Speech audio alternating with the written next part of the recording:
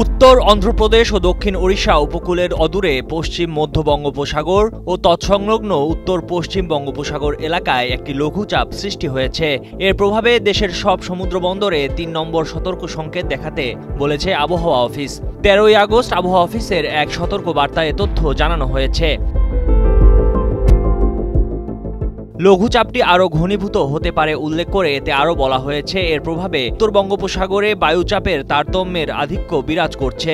উত্তর বঙ্গোপসাগর, বাংলাদেশের উপকূলীয় এলাকা ও সমুদ্র বন্দরের উপর দিয়ে দমকা ও ঝড়ো হাওয়া বয়ে যেতে পারে। চট্টগ্রাম, কক্সবাজার, মোংলা ও পায়রা সমুদ্র বন্দরকে ৩ নম্বর স্থানীয় সতর্ক সংকেত দেখাতে বলা হয়েছে। উত্তর বঙ্গোপসাগর ও গভীর সাগরে অবস্থানরত মাছ ধরার নৌকা ও ট্রলারকে পরবর্তী নির্দেশ না দেয়া পর্যন্ত উপকূলের কাছাকাছি এসে সাবধানে চলাচল করতে বলা হয়েছে। এদিকে সক্রিয় দক্ষিণ পশ্চিম মৌসুমি বায়ুর প্রভাবে আগামী ২৪ ঘন্টায় দেশের ৪টি বিভাগে ভারী অতি ভারী বৃষ্টি হতে পারে বলে জানিয়েছে বাংলাদেশ আবহাওয়া অধিদপ্তর।